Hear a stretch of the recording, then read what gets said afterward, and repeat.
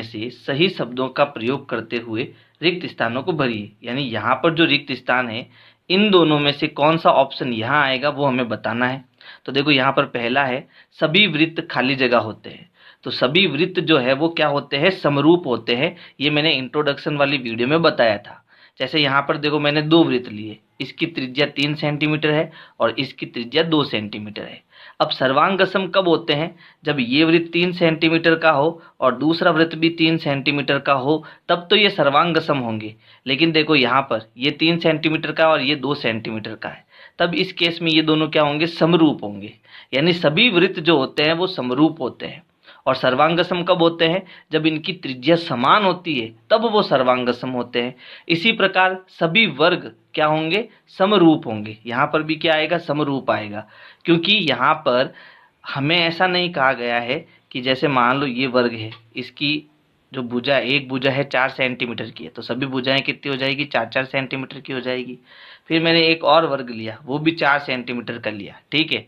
तब अगर इनकी भुजाएं समान हो तब तो ये क्या होंगे, सर्वांगसम होंगे।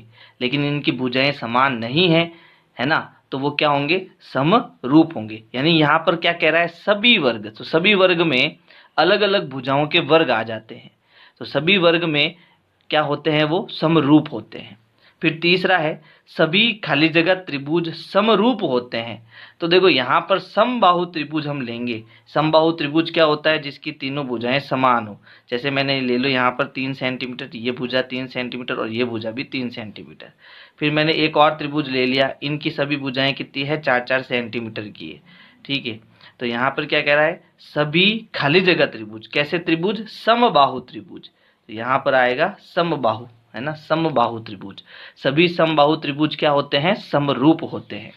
फिर चौथा है भुजाओं की समान संख्या वाले दो बहुभुज समरूप होते हैं यदि उनके संगत कोण, यहाँ पर क्या लिखा हुआ है, कोण लिखा हुआ है, उनके संगत कोण क्या हो, यहाँ पर खाली जगह में पहले आएगा बराबर, तो यहाँ पर संगत कोण क्या होने चाहिए, बराबर होने चाहिए।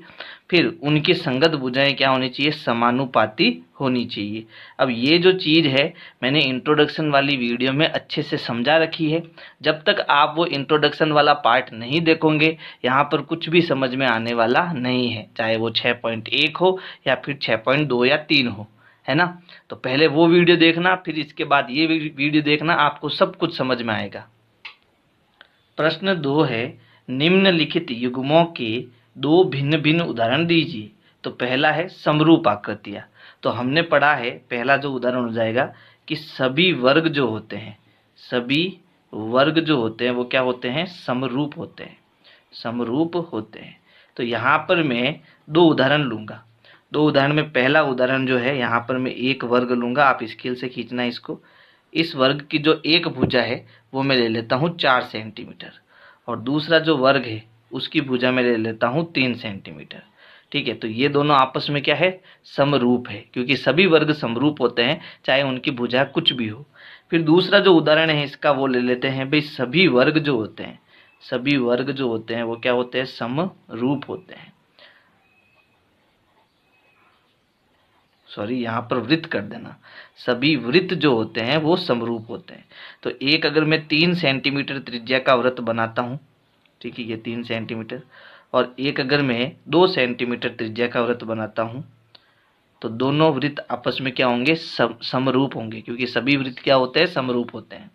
फिर दूसरे में ऐसी आकृतियाँ जो समरूप नहीं है। तो अगर देखो एक में वर्ग लेता हूँ, ठीक है, और दूसरी तरफ में वृत्त लेता हूँ, तो ये दोनों आकृतियाँ जो है वो समरूप नहीं होगी, ये समरूप नहीं का निशान है, ठीक है। तो ये पहले जोड़ा हो गया। दूसरा जोड़ा हम क्या बना सकते हैं, देखो एक में वृत्त ले लेता हूँ, दूसरा में आयत ले लेता हूँ, ठीक है। ये दोनों भी आकृतियाँ समरूप नहीं हैं।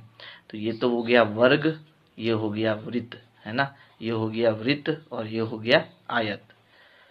तो इस प्रकार से आपको ये प्रश्न संख्या 2 करना है। प्रश्न 3 है बताइए कि निम्नलिखित चतुर्भुज समरूप है या नहीं। तो देखो समरूप की जो परिभाषा हमने पढ़ी थी वो क्या थी कि दो बहुभुज समरूप होंगे यदि संगत कोण बराबर हो और संगत भुजाएं समानुपाती हो। तो अगर मैं इन दोनों आकृतियों को ध्यान से देखूं, तो यहाँ पर देखो ये भुजा 3 सेंटीमीटर है, ये इसकी आधी है, मतलब 1.5 सेंटीमीटर। ये 3 सेंटीमीटर, ये इसकी आधी, ये 3 सेंटीमीटर, ये इसकी आधी, ये 3 सेंटीमीटर, ये इसकी आधी। यानी इसकी जो संगत भुजाएं हैं वो समानुपाती तो है, समानुपाती मतलब आधा, दुगुना, तिगुना, चौगुना ऐसा होना चाहिए, है ना। लेकिन इनके संगत कोण देखो, यहाँ पर यहाँ कोण कितना आ रहा है 90 डिग्री, ये भी 90 डिग्री, ये भी 90 डिग्री और ये भी 90 डिग्री। लेकिन ये कोण देखो क्या आ रहा है इसका, ये 90 डिग्री नहीं आ रहा है।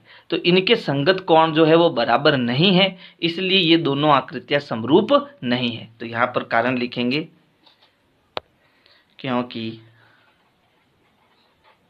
चतुर्भुज के संगत कोण बराबर नहीं है, अतः यह समरूप नहीं है। तो इस प्रकार से आपको प्रश्न संख्या 3 करना है। और अगर मेरे वीडियोज आपको पसंद आ रहे हैं तो वीडियो को लाइक करना है, अपने दोस्तों को शेयर करना है। Thank you.